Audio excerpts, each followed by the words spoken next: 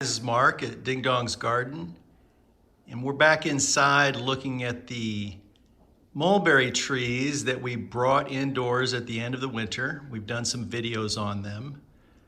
Most of them fruited, some didn't. They've kind of reached the end of their stay here indoors. They're just too big. They're not getting enough light in the house, so we're gonna take them and we're going to prune them heavily and see if we can get more fruit out of them this year.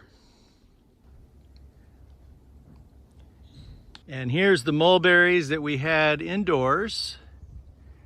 They've all been pruned up, and I put them in bigger pots.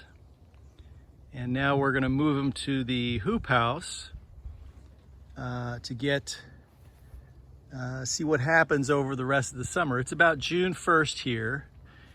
And when I pruned them, I left a couple nodes on each branch, and I also left a fair number of leaves. There's no doubt that these leaves will suffer from sun scald because they've been inside for so long, but they should survive long enough and give enough energy to the tree to start forming new shoots to come out. And with those shoots, I suspect there'll be a pretty good fruit set, because there's very good temperatures and we'll have consistent watering on these things too. So, and they're gonna have 100% sun, which is something they did not have indoors. Anyway, so we'll revisit this in a few weeks and see how they look. And we're back. It's been about 3 weeks. This row of large potted mulberry trees here are the trees that we had indoors, that we brought outside, and we pruned heavily. And the leaves, like I mentioned before, the leaves have suffered. I think I said sun scald. It's actually scorch is the right word for that. It happens when the leaf, when you move it from an environment of low sun to high sun, like indoors to outdoors, the leaf itself can't adjust. But any new foliage that comes out doesn't have any problem. It adapts quickly to new sunlight conditions, and that's what's happened here. So let's see. Of these, let's see which is setting fruit. This is Jan's best. Every emerging new branch has fruit, so I think it will have a good fruit set. My understanding is that the first round of fruit during a year is the most abundant. But in our case here, probably due to temperature swings and things like that, we didn't have a lot of fruit on this one indoors. And by temperature swings, I don't mean the temperature inside, that was pretty stable, but whatever the tree went through before we brought it inside. And this is a second round of fruit for Isai dwarf.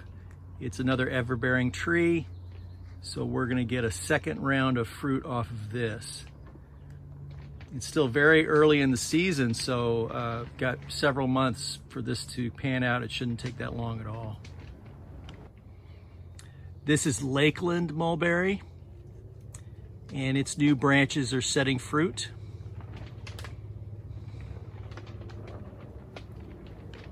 And here we have Four Seasons. The fruit is very small, but you can see it. You can see it there starting to come off of the new branch. This is Dwarf Everbearing. It's doing great. Every node has a branch or two coming out, and each little new shoot has mulberries on it. Just goes to show that you can, even in a northern climate, if you can protect them, you can get 2 harvests out of a mulberry tree.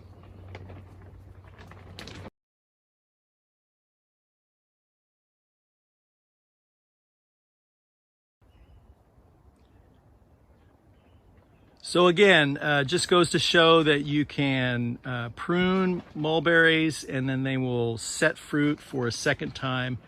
It may be better, it may be more fruit the second time, there may be less fruit depending on the conditions. I think in our conditions we have a lot more light outdoors here. We have probably a better watering regimen and they've got more space. So I think our fruit set on the second round will be better than the first.